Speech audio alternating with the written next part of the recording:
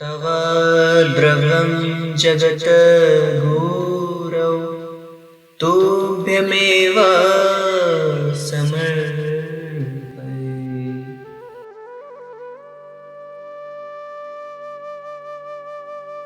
गोप कौन है?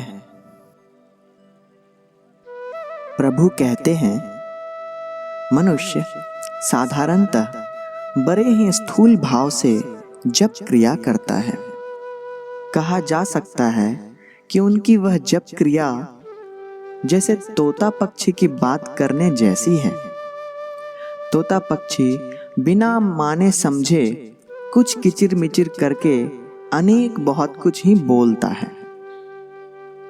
उसी तरह से जिनके अंतर में ईश्वर निष्ठा या आध्यात्मिक चेतना नहीं है, उनका जप क्रिया ही अर्थहीन है। ठीक वैसे ही अर्थहीन है जैसे तोता पक्षी का बोलना। जहां पर आध्यात्मिक भावना नहीं है, वहां पर जप क्रिया का अभ्यंतरीण स्वगत अभिभावन नहीं है। वहां पर जप क्रिया एकांत निरर्थक है। जप क्रिया का उद्देश्य है मन के बहिर्मुखी भाव को अंतर्मुखी करना, मन के समस्त वृत्तियों को अवांछित बहिर्गमिता से रक्षा करके उसकी सामूहिक शक्ति को भूमा चैतन्य की ओर परिचालित करना। जहां पर इस भूमा चैतन्य के प्रति कोई प्रेम नहीं है, वहां पर चिंतन शक्ति को जीवन के परम ध्येय के विचार से ग्रहण किया नहीं गया है। वहां पर समस्त मानस वृत्तियों को भिन्न पथ में परिचालित करना अर्थहीन है, कारण वे तो परम चैतन्य की ओर परिचालित नहीं हो रहे हैं। ध्यान क्रिया का अर्थ हुआ बाह्य सत्ता से मानस वृत्ति समूह को प्रत्याहार करके उन प्रत्याहृत मानस वृत्तियों को एक और अद्वितीय परम सत्ता की ओर परिचालित करना।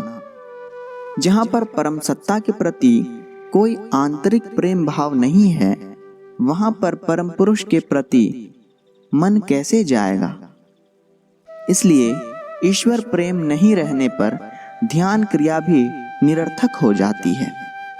ध्यान शब्द आता है ध्या धातु से, जिसका मतलब हुआ मानस वृत्ति समूह को प्रत्याहार करके परम पुरुष की ओर ले चलना।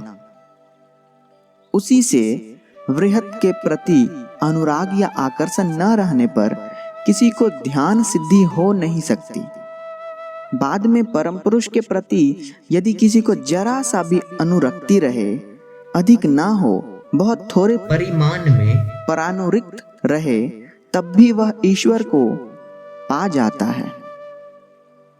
इसी से वे सभी बुद्धिमान मनुष्य वे धर्म जीवन में सुप्रतिष्ठित हो या न हो, वे ध्यान क्रिया या जप क्रिया में निपुण हो या न हो, योग या अन्यान्य दिव्य गुण ज्ञान में सुदृढ़ हो या न हो, वे नक्षत्र विद्या में निपुण रहें या नहीं रहें, उनमें गुरु भक्ति रहे या न रहे, वे जप या ध्यान क्रिया के तात्पर्य के संबंध में अविहित हो या न हो, किंतु वे यदि पराभक्ति के अधिकारी हो, उस क्षेत्र में वे अवश्य ही ध्यान के ध्येय की प्राप्ति करेंगे। परवर्ती क्रम में वह उन्हीं के प्रेम में ही उन्नीत होता है। जिस स्तर में वह होता है, मैं कुछ पाने की आशा में परम पुरुष से प्रेम नहीं करता, मैं परम पुरुष से प्रेम करता हूँ इसलिए कि उनसे प्रेम कर मैं आनंद पाता हूँ। और अंत में भक्त अनुभव करता है, मैं स्वयं आनंद पाऊंगा इसलिए उनसे प्रेम नहीं करता हूँ, उनसे प्रेम करता हूँ कारण इस प्रेम से वे आनंदित होंगे। यह जो शेषोक्त प्राप्त पर्याय का प्रेम है, वह संपूर्ण रूप से एक तरफा यूनिलैटरल है, वह पारस्परिक या रेसिप्रोकल नहीं है। जहां पर पारस्परिक प्रेम की बात है, उसे मैं भक्ति नहीं कहूँगा, कहूँगा केवल मात्र व्यावसायिक विनिमय, अर्थात पैसा फेंको तमाशा देखो। अर्थात उस उच्चतम भक्ति के क्षेत्र में भक्त ईश्वर को सभी कुछ दे देते हैं, बदले में कुछ पाने की आशा भी नहीं रखते।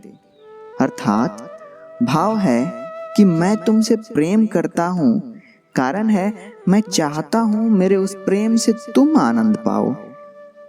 अतएव प्रेम के अंतिम पर्याय में भक्त की एकांतिक इच्छा है परम पुरुष को आनंद विधान करने की। संस्कृत भाषा में गुप्त धातु का अर्थ हुआ आनंद देना या आनंद पाना, और जो परम पुरुष को आनंद देने के लिए उस प्रकार के प्रेम का जागरण करते हैं वे हैं गोप। गोपायते यह सह गोपः, अर्थात जो श्री कृष्ण के लिए आनंद की व्यवस्था करते हैं वे हैं गोप। पटना 31 अगस्त 1978। परमपिता बाबा की जय, परमपिता बाबा की जय, परमपिता बाबा की जय।